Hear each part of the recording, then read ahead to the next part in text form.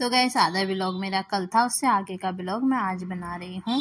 यहाँ जब मैं गई मेरा अनुभव ये रहा कि यहाँ ना कोई काला गोरा, अमीर गरीब, छोटा बड़ा, पढ़ा लिखा अनपढ़ और जाति पाति ऊंच नीच सबकी भेदभाव भूल के सभी लोग एक साथ मिलजुल कर स्नान कर रहे थे, जो देख के काफ़ी अच्छा लग रहा था। मुझे मेरे परिवार के साथ इस महाकुंभ में आने का सौभाग्य प्राप्त हुआ। मैं बहुत खुश हूँ। यहाँ मेरा बेटा गंगा के किनारे, मेरा बेटा यहाँ शिवलिंग बना रहा है। अब हम दोनों जने गंगा मैया को प्रणाम करके गंगा मैया का आशीर्वाद और अनुमति लेकर दोनों एक साथ डुबकी लगाने गए। पहले हमने सूर्य भगवान को भी अर्घ्य दिया, फिर हम अपने कुल देवता और इष्ट देवता का नाम लेके हमने पहली डुबकी लगाई।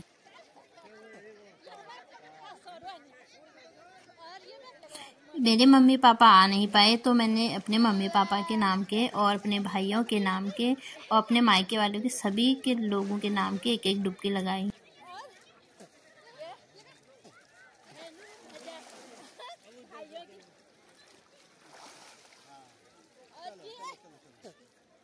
सबके नाम के डुबके लगाने के बाद मैं आप लोगों को कैसे भूल सकती थी, जो भी लोग मेरे सब्सक्राइबर हैं और जो वहां नहीं पहुंच पाए हैं उनके नाम की भी मैंने एक डुबकी लगाई।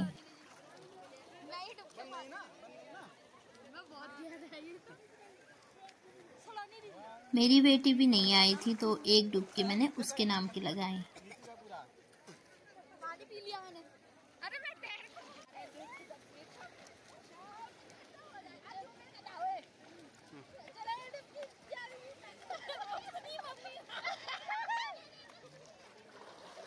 एक डुबकी रोशनी की मम्मी आपके लिए भी लगा के आए हैं, बुरा मत मानना। आप हमारे साथ आ नहीं पाए तो आपके नाम की डुबकी लगा के आए हैं। ओ बाबा हो लो।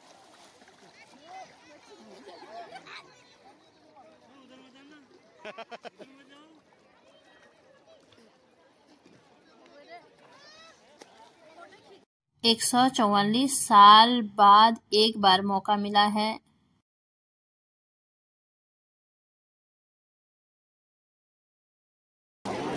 आज नैतिक के साथ में महाकुंभ स्नान का अवसर प्राप्त हुआ। हर हर गंगे जय गंगे। ये कुछ भेंट हम गंगा मैया के लिए ले गए थे, जो मैंने घर पे ही उस वाले ब्लॉग में आपको बता दिया था। फिर एक एक करके इसे अच्छी तरह रख के हम दोनों ने दिया जलाया और कपूर से आरती की और गंगा मैया को अर्पित किया। हम घर से टीका चंदन भी लेके गए थे और फूल भी लेके गए। फिर हमने धूप दिया सब, फिर हमने गंगा मैया की आरती की। जय जय गंगे, हर गंगे। इतना भी बीच में मत जाना, उनकी नाव कहाँ पहुँच गई। रुको, बनी है वीडियो, चली रही।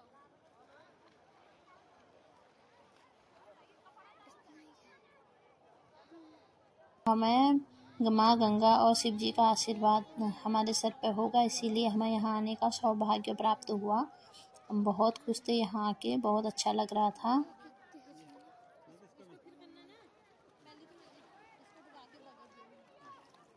बोलते हैं जिस पात्र में आप थोड़ा जल लाने वाले हो उसी पात्र में दूध भी ले जाना चाहिए। तो हमने गंगा जल में पहले दूध डाला, फिर उसी पात्र में थोड़ा सा गंगा जल भर के ले आए। अब हमारा स्नान हो चुका है, हम आ गए हैं घर को।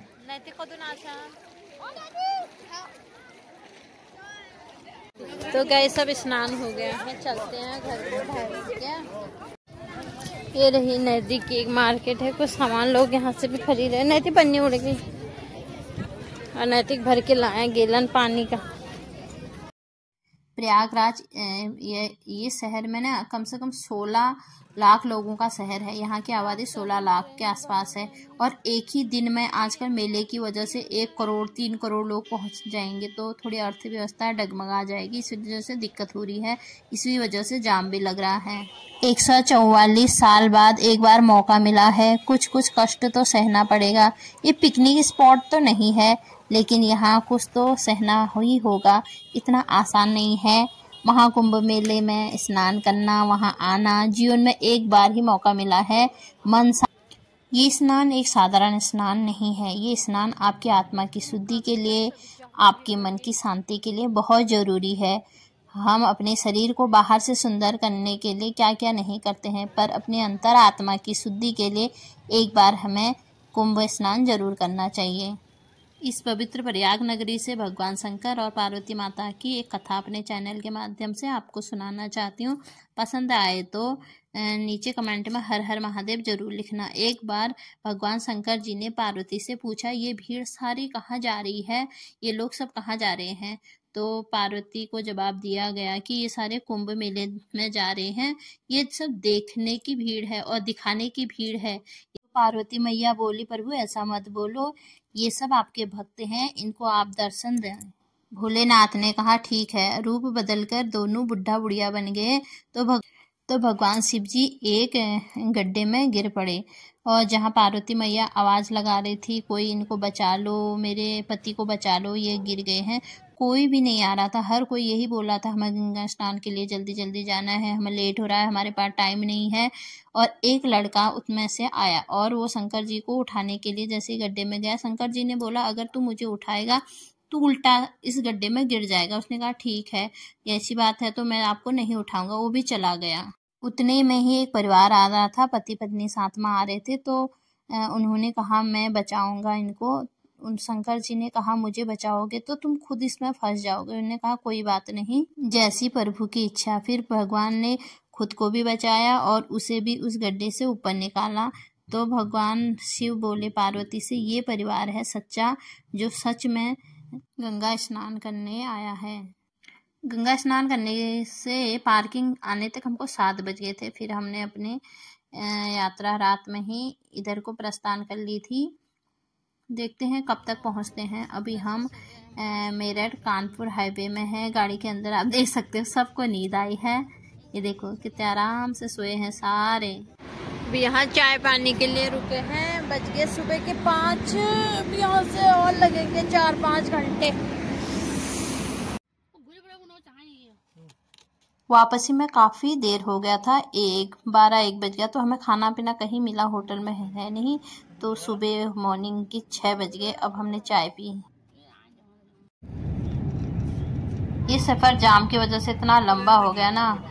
ढलता हुआ सूरज भी इसी में दिखाई दे रहा है, उगता हुआ सूरज भी हमें इसी में दिखाई दे रहा है।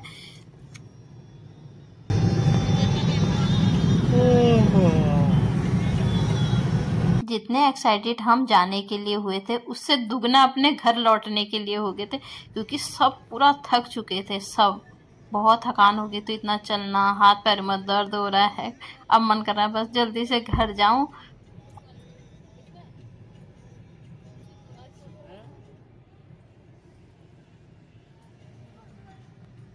चल नहीं पा रहे थे तो जैसे भी उठे हैं, उतर गए सुबह चाय पानी के लिए। चाय पानी पीते हैं।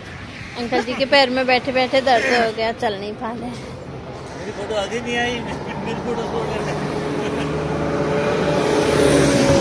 तुमको चली नहीं ना, नहीं चली ना, बैठे बैठे जाम हो गए पैर। चलो भाई ये खाते हैं। रात का खाना हमको मिला नहीं, क्योंकि सारे ढाबे बंद हो चुके थे। जो खुले थे उसमें खाना था नहीं। तो इसलिए सुबह सुबह ही यहीं पे हमने आलू पराठे ऑर्डर किए। तो सुबह का नाश्ता ही किया सिर्फ। कल रात जब खाना खा रहे थे तब भी इतने लेट किया, अभी भी इसने खाने में इतना लेट किया। सब खा के उठ चुके हैं, बस इसी का इंतजार हो रहा है। अब खा पी लिया है, चलते हैं आगे का सफर शुरू करते हैं। तो गाइस हम फाइनली मेरठ पहुंच चुके हैं। बाबा जाना था तो पहले जाती, उसमें अगर बच जाती ना, लेट जाती। बाबा तो अब से बहुत 72 घंटे का सफर रहा।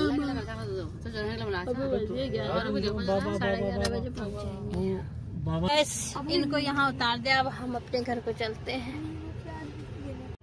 तो गाइस आज हमारे प्रयागराज की यात्रा अच्छी तरह से शुभ मंगल जैसे गए थे, खुशी खुशी वापस आ गए। इस ब्लॉग को यहीं पे एंड करती हूँ और मिलते हैं नेक्स्ट ब्लॉग में। मेरे ब्लॉग को लाइक शेयर और सब्सक्राइब करिए और गंगा माता आपको भी जल्दी बुलाए। हम तो अच्छी तरह हो आए, स्नान हो गया हमारा। तो चलते हैं घर। बज गए हैं, कितने बज गए? 12